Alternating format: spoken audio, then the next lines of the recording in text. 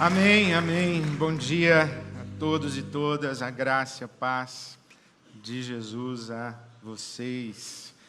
E também você que não está aqui nem agora, está longe, que a boa mão de Deus te alcance. Eu quero ler o Evangelho de João, capítulo 10.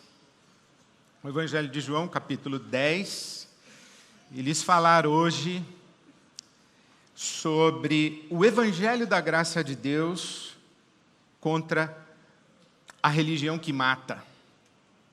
O Evangelho da graça de Deus contra a religião que mata. E leio palavras que você conhece muito bem, palavras de Jesus, dizendo: eu sou o bom pastor dá a sua vida pelas ovelhas,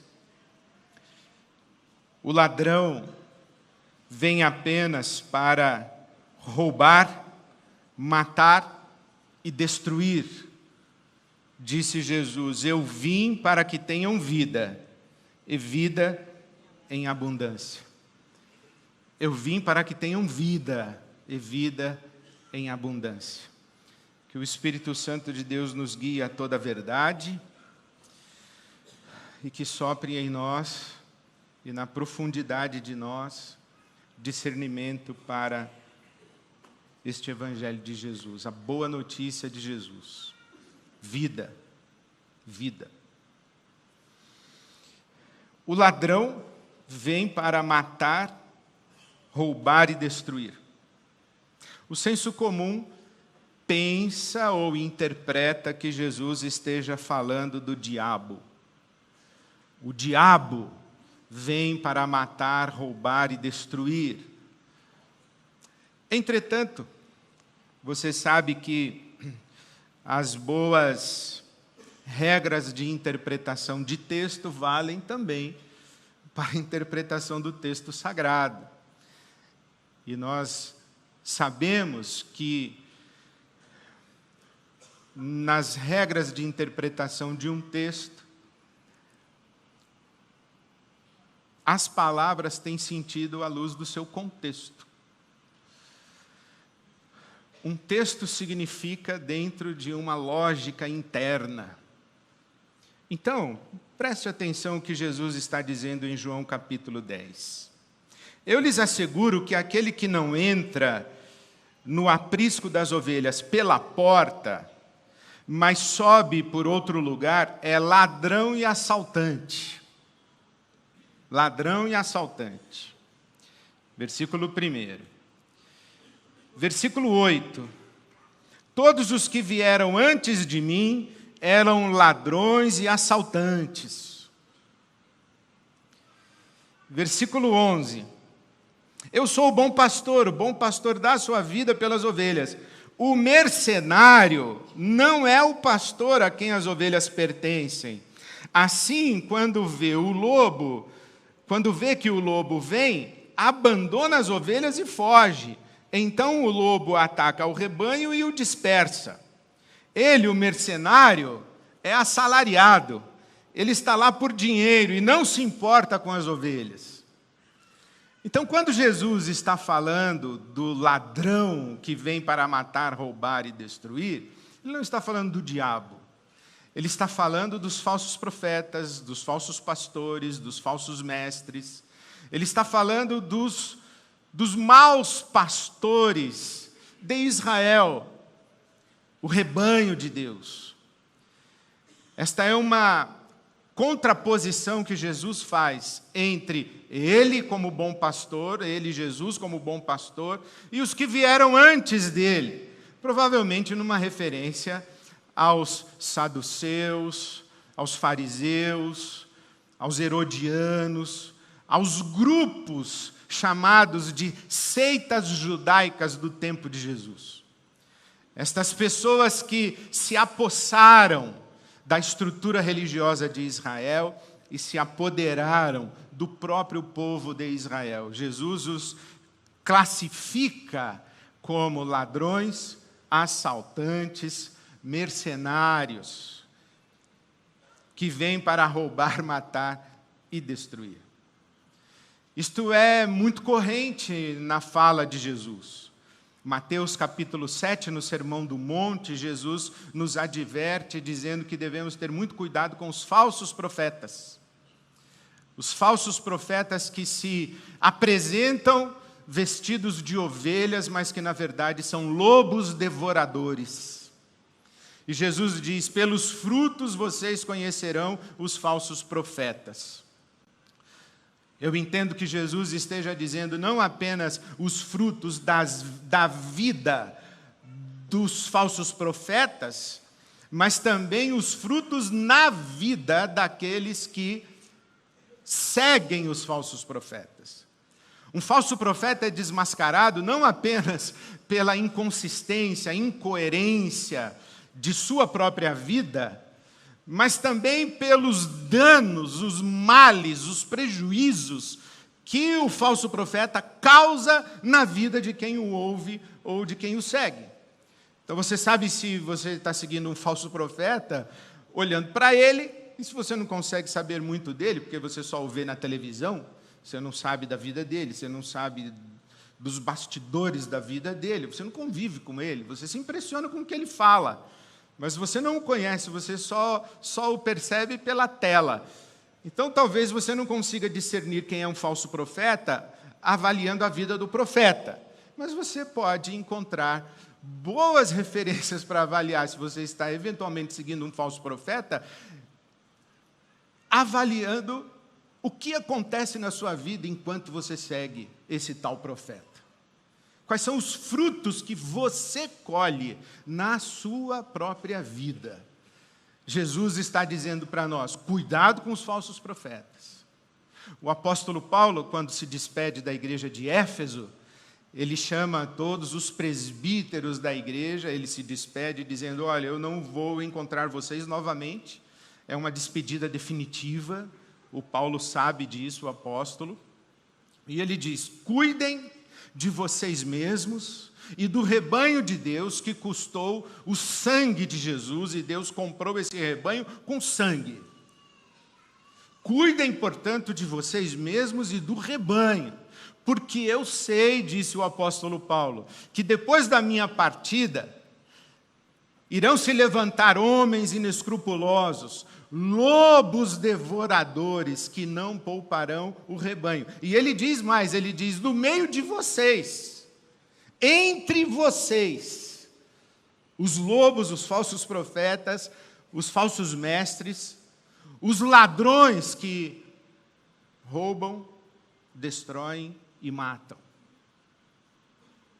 Paulo também escreve à igreja de Corinto, no capítulo 11 da sua segunda carta, um texto muito incômodo e que exige de nós muita atenção e muito discernimento.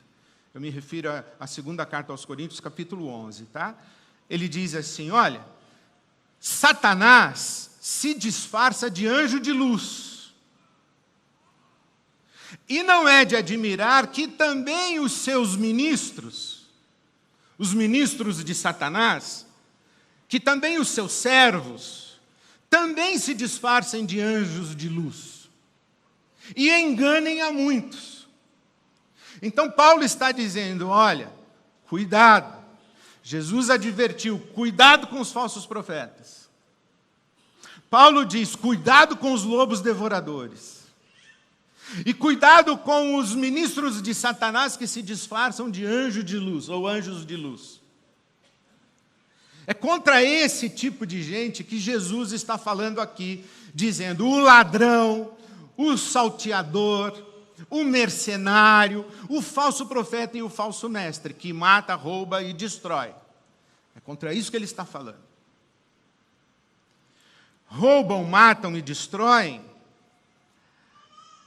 não raras vezes, infelizmente, literalmente. Falso profeta mata, mata mesmo. Mata fisicamente, é assassino, homicida. A religião é carcomida por dentro. Os grandes inimigos da experiência religiosa não estão do lado de fora, porque estes estão identificados e mapeados. Os inimigos mais letais estão do lado de dentro. São profetas, são mestres, são pastores, mas são falsos. São ladrões, salteadores e mercenários, que matam. E matam simbolicamente. Matam metaforicamente. Matam porque subtraem vida. Matam porque escravizam consciências. Matam porque restringem espaços de existência. Matam porque colonizam ideias. Matam porque abusam. Matam. Sabe que há 3 danos muito explícitos de uma experiência religiosa de morte? Primeiro é o estreitamento da cabeça, da ideia. Eu fico muito espantado como religioso beato é ignorante. É preguiçoso, tem preconceito com o saber, com a ciência, com a informação. Tem preconceito com a realidade do conhecimento humano. Esse conhecimento que tem uma amplitude vastíssima. Mas a gente acha que basta ler a Bíblia. Uma pessoa que só conhece a Bíblia, não conhece a Bíblia. Porque para conhecer a Bíblia, há necessidade de que conheçamos o horizonte mais amplo possível do conhecimento humano para interpretarmos a Bíblia em diálogo com esse saber todo. Aí vem o falso profeta e diz para você, não precisa estudar, basta a Bíblia. Não basta. Meu professor no seminário disse algo muito interessante, que tudo que está na Bíblia é verdade, mas nem tudo que é verdade está na Bíblia. Tudo que está na Bíblia é verdade, mas nem tudo que é verdade está na Bíblia. Suspeite de pessoas que conhecem apenas um livro. Ainda que esse livro seja a Bíblia. Estreitamento de ideia. Clausura de conhecimento. Uma seita religiosa não quer que você pense, não quer que você estude, não quer que você conheça, não quer que você tenha termos de comparação. Fica dizendo para você ficar debaixo da cobertura da seita. Você não precisa ouvir outro pastor, você não precisa ouvir outro mestre, muito menos esses aí do mundo. Vai ficar lendo filosofia, vai. Vai estudar sociologia, vai estudar antropologia, vai para a universidade, vai que você vai desviar da fé. Fique com a Bíblia. Isso mata. Mata porque a sua cabecinha fica desse tamanho. Primeira expressão de uma morte simbólica numa experiência religiosa que mata é o estreitamento do saber. Segunda expressão, o afunilamento das relações. Afunila as relações, você só conhece gente da sua seita, da sua bolha. E quem está fora da seita, ou é inimigo adversário, ou é campo missionário, que você vai se relacionar na perspectiva do proselitismo.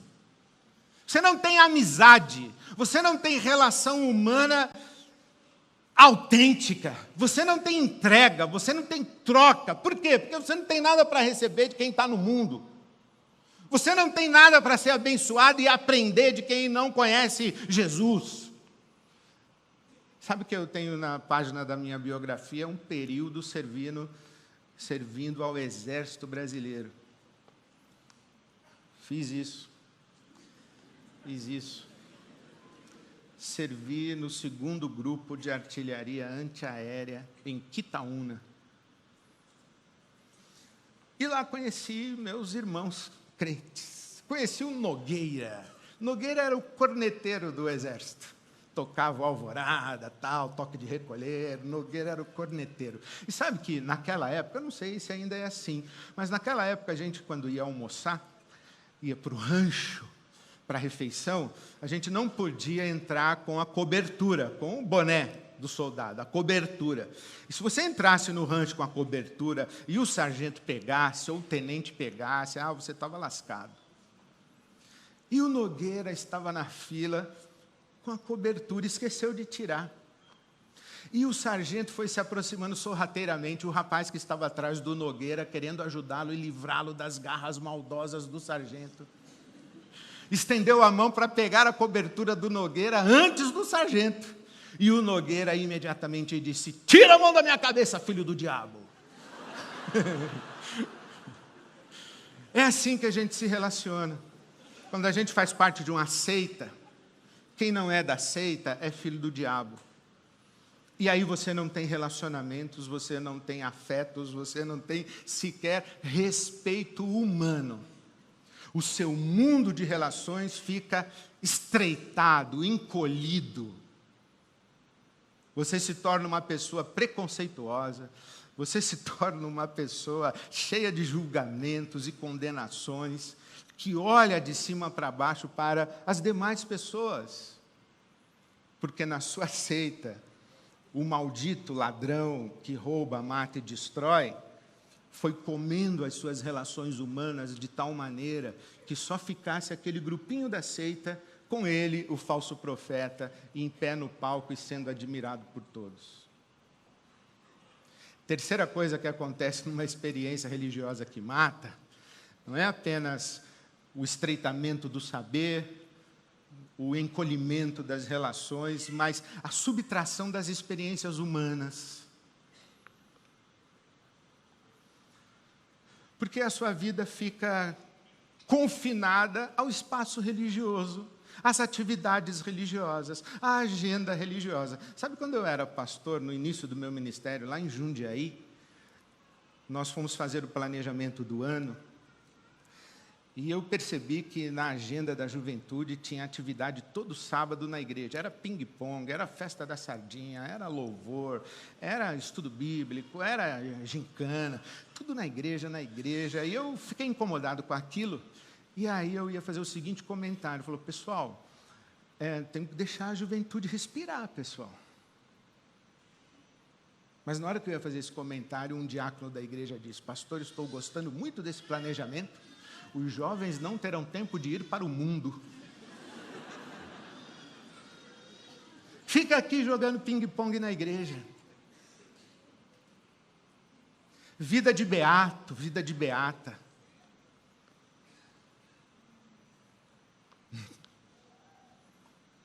Sabe o que eu estou falando, né?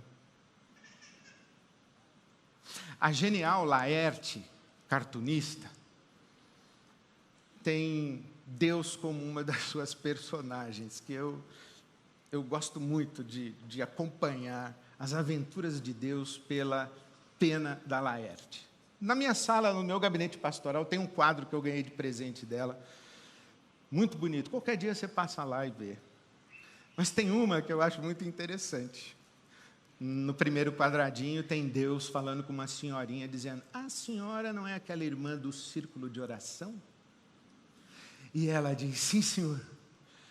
E ele diz no último quadrinho: e por que eu estou com uma vontade de mandar a senhora para o inferno?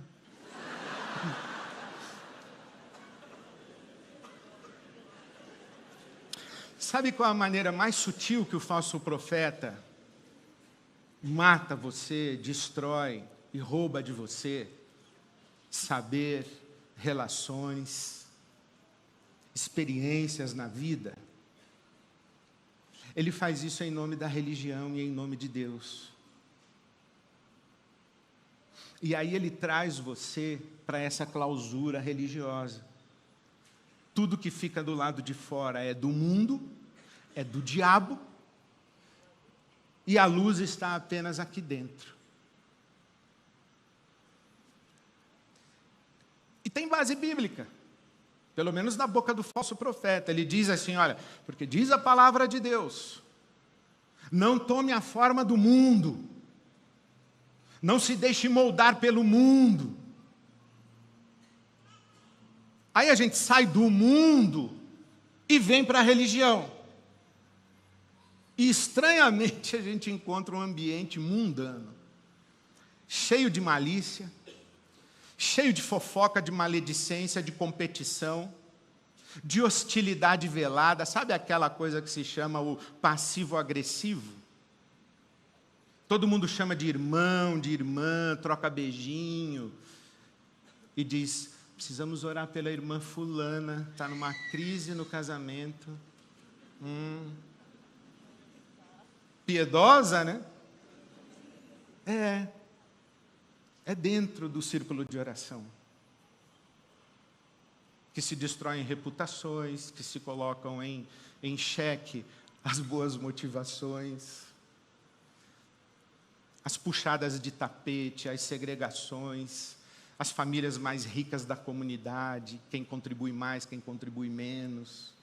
A gente vai assistindo tudo isso onde? Dentro da religião. Aí a gente saiu do mundo para vir para a igreja e se descobre, com muita tristeza, que o mundo está exatamente dentro da igreja. Jesus disse assim, olha, não peço que os tires do mundo, mas que os livres do mal ou do maligno. Mas às vezes é justamente saindo do mundo que a gente vem e dá de cara com o maligno. No púlpito, com a Bíblia na mão. Profeta, pastor, bispo, apóstolo, falso, fake, ladrão, mercenário, que rouba, mata e destrói. Jesus veio dizer, eu vim para que vocês tenham vida, e vida abundante. Vida abundante é vida superlativa, é vida adicionada, é vida que transborda, é vida excedente. Como, por exemplo, a mesma palavra que está aqui usada, vida abundante, é usada em Efésios capítulo 3, quando a gente diz assim, que Deus é poderoso para fazer infinitamente mais. Então, é esse abundante, é infinitamente mais, é vida infinitamente mais. Não apenas em quantidade, mas em qualidade. Vida em plenitude, vida completa, vida com toda a sua abrangência, vida. No Evangelho de João, chama-se vida eterna. Porque Deus amou o mundo de tal maneira que deu o seu Filho unigênito para que todo aquele que nele crê não pereça, mas tenha a vida eterna. Eu sou a ressurreição e a vida. Aquele que crê em mim, ainda que esteja morto, viverá. A vida eterna é essa, que te conheçam a ti como único Deus e a Jesus Cristo, a quem enviaste. Vida. A minha carne é o pão que desceu do céu. E todo aquele que comer da minha carne terá vida.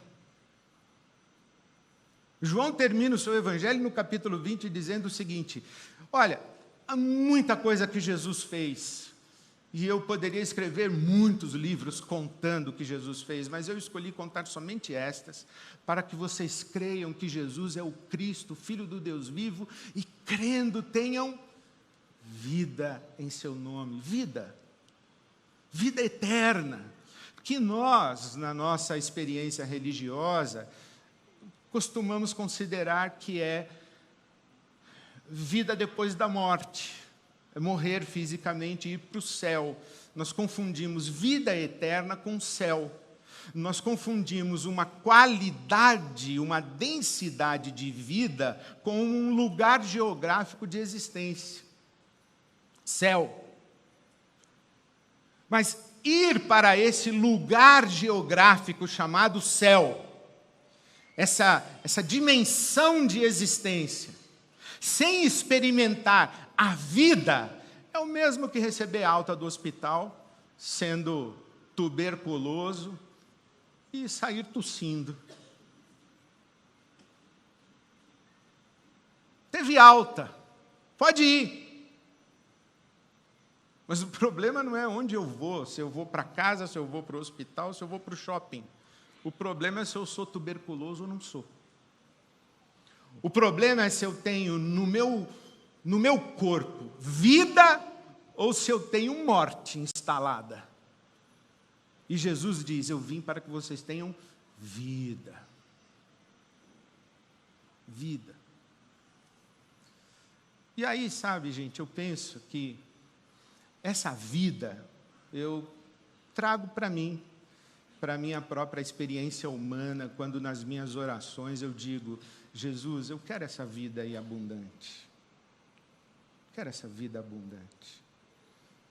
O que passa para mim quando eu penso nisso? À luz daquilo que eu acabei de falar, passa para mim uma liberdade, assim, para eu viver, né? Para eu me inserir nisso que se chama mundo, imundo, do diabo.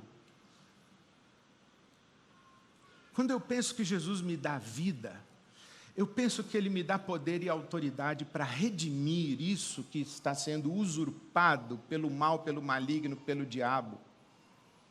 Para que eu viva tendo acesso a tudo isso. Tendo acesso à dimensão da existência que é legal demais, pessoal. Ou não? Tipo assim, um show do Djavan. Tipo um pós-doc em Oxford. Eu adoraria fazer um doutorado em Harvard. Eu adoraria, domingo de manhã, estar que nem aquele irmão lá em Salvador, que foi orar no culto, domingo ensolarado, e ele orou dizendo, ó Deus, graças te damos, porque estamos aqui ouvindo a Tua palavra, e não somos como os demais homens, que estão agora na praia, tomando aquela cerveja geladinha.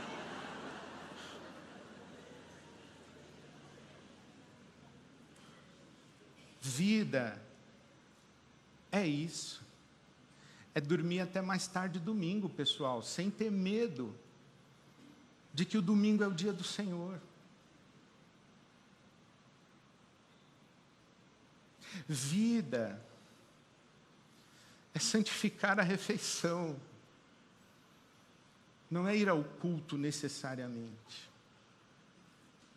Olhe, quero dizer para você solenemente mais uma vez, Jesus não nos chamou para fazer religião e não nos chamou para fazer nem mesmo igreja. Igreja não é uma coisa que a gente faz, é uma coisa que a gente é. Jesus nos chamou para viver e viver abundantemente. Nós costumamos dizer aqui na IBAB que a nossa maneira de ler a Bíblia é libertadora. E eu tenho um amigo que é uma das inteligências mais raras que eu conheço, que ele diz, olha, na nossa comunidade, as pessoas que entendem o Evangelho como nós ensinamos se tornam bons cristãos, mas péssimos membros de igreja. Porque se tornam generosos, mas param de dar dízimo. Se tornam livres, aí falta na escala do IBAB criança. É. Aí você fala, irmão, você não estava na escala? Falou, mas estava um domingo tão lindo, fui andar de bicicleta no parque Vila Lobos com meu filho. Falou, mas você não estava na escala? Não, mas eu estou livre agora em Jesus. Tá, amém, cara, mas sai da escala. Avisa. Não usa essa sua liberdade. Ó, a gente precisa de voluntário, a gente precisa da sua grana. Se você não contribuiu, contribua generosamente. Faz aquele pix maravilhoso assim, mas o que importa é se a sua vida financeira é saudável, se você está endividado, endividada. Se nós, inclusive, podemos ajudar você na sua dívida, que a nossa comunidade, graças a Deus, é generosa e socorre muitas famílias. O que importa não é se nós temos muitos voluntários comprometidos com a IBAB, porque nós, se não tivermos voluntários comprometidos com a IBAB, nós não temos IBAB. Mas o que importa é saber como está a vida familiar dos voluntários. Eu lembro quando nós começamos o Ministério de Pequenos Grupos da IBAB, foi interessante porque eu chamei 10 casais e nós nos reunimos durante um ano inteiro e combinamos que no ano seguinte cada um de nós começaria um pequeno grupo. No ano seguinte, começamos os grupos e chegamos no fim do ano, sabe com quantos grupos? 2, o meu e da Silvia e mais um. Eu falei, bom, vou começar de novo com esse casal aí que é fiel. Marquei um almoço, fui falar com ele, falou, ó, os pequenos grupos, nós dois, fui com essa ideia, né? Quando chego no almoço, ele com a cara fechada, eu falei, que foi? Ele falou, fui demitido. Eu falei, já era, pequeno grupo. Que agora o irmão foi demitido, ele agora tem que cuidar da família dele tem que se refazer, não é a hora da igreja chupar o pouquinho de vida que tem nele. Talvez você já tenha ouvido essa história que eu contei do meu amigo, médico, um homem de Deus, fez um posto de saúde na periferia, do zero, entregou. Aí veio para mim, ocupadíssimo, veio para mim e disse assim, pastor, fui chamado agora para fazer o 2º posto de saúde. Eu falei, e quando é que você vai parar de servir o PT e vai servir a Deus? E ele disse, você acredita que eu falei isso um dia? Aí ele disse assim para mim, mas o que eu aprendo de você é que eu tenho que servir a Deus lá, não é aqui. Que o reino de Deus é maior que a nossa igreja, que Jesus me colocou lá para abençoar pessoas. Você acha que eu estou fazendo posto de saúde por motivação política? Ou eu estou cuidando da população da periferia? Eu falei, é isso que eu estou te dizendo? É isso? Deus não nos chamou para fazer religião e nem igreja. Deus nos chamou para viver. Viver com dignidade. Viver com dignidade, presentes, desfrutando todos os espaços de vida. No seu ambiente de trabalho, na universidade, na festa da família. Eu teve um domingo que eu faltei o culto e fui assistir Brasil e Peru no Morumbi. Na arquibancada eu só ficava escutando, ei pastor, ei pastor, ei pastor. Eu falei, a IBAB veio toda aqui, não foi lá. E eu que faltei o culto. Vida, pessoal. Vida. Agora eu penso mais uma outra coisa para acabando. Eu estou acabando, já vou, mas ainda não, mas já vou. Estou terminando agora. Eu penso mais uma segunda coisa, sabe? Que não é só extrapolar todas as fronteiras e sair desse pequeno mundo da religião que subtrai um monte de coisa da gente e que a nossa vida fica uma chatice tremenda. Eu penso na minha interioridade, né? Que o pessoal da saúde mental e das ciências da mente, da psique, chamam de subjetividade, né? Eu penso na minha subjetividade. Eu penso nas coisas que me habitam, nos meus medos, nas minhas taras, nas minhas culpas, nas minhas vergonhas, nas minhas sombras, nas minhas cobiças, nas minhas invejas, nas minhas feridas, nos meus ressentimentos, nas minhas mágoas, nas minhas raivas, nos meus ódios. Essas coisas assim que tem gente que eu achava que seria legal se Deus levasse embora do mundo. Eu falo, Senhor, isso está dentro de mim. E sabe que quando Jesus fala, eu vim para que vocês tenham vida, e eu insisto, vai fazer terapia, irmão, faz análise, toma seu remédio, sabe essas coisas todas? Insisto, e você sabe o que eu faço.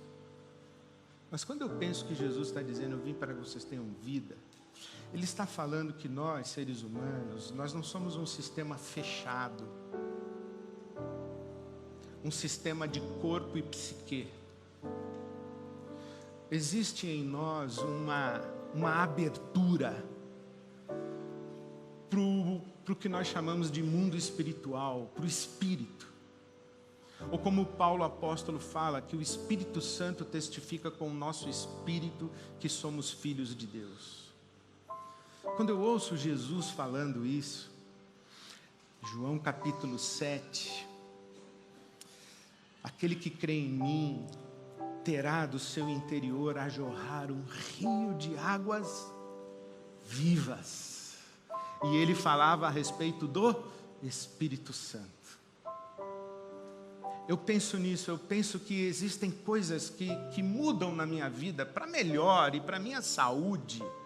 Se eu fizer uma atividade física, se eu cuidar da minha dieta, da minha alimentação, das minhas horas de sono e de descanso, se eu tiver relacionamentos saudáveis, se eu tiver amizades, se eu tiver uma dimensão de serviço abnegado, se eu cultivar uma vida altruísta e não egoísta, isso tudo é saúde, mas tem dimensões da minha vida que só o Espírito Santo pode produzir. E essa visitação, essa interferência do Espírito Santo e essa guarda do Espírito Santo é que me permite ir para o mundo, sendo livre do mal e do maligno. É que me permite ir para uma arquibancada, para um show, para uma universidade, para um pregão da bolsa, para uma roda de negociação, mas em comunhão com o Espírito Santo de Deus, e liberto, livre, vivendo isso que Jesus chama de vida abundante. Então, meu querido, minha querida, contra a religião que mata, o Evangelho de Jesus Cristo é liberdade, é amplitude, é vida em abundância. Eu não posso desejar nada mais para você do que Jesus prometeu. Que você tenha a experiência da vida e vida em abundância que é em Jesus. Quero terminar lendo para você Hebreus capítulo 2, verso 14 e 15. Visto que os filhos são pessoas de carne e sangue, Ele, Jesus Cristo, também participou dessa condição humana, para que por sua morte derrotasse aquele que tem o poder da morte, isto é, o diabo, e libertasse aqueles que durante toda a vida estiveram escravizados pelo medo da morte. Já pensou nisso, que o que Jesus deu para você foi a liberdade do medo da morte? E morte aqui significa condenação, castigo, rejeição de Deus. Eu leio Hebreus 2,14 como a palavra de Deus dizendo para você e para mim: Ed, não tenha medo de viver, você está livre. Vá viver, desfrute de tudo que tem por aí para você experimentar. Porque Jesus, pela sua morte, derrotou a morte e libertou você do medo da morte. Quem tem medo de morrer, tem medo de viver. Então vá viver abundantemente, desfrutar da vida abundante que Jesus te dá. Nós não somos escravos do medo, nós somos filhos e filhas amados de Deus. Amém.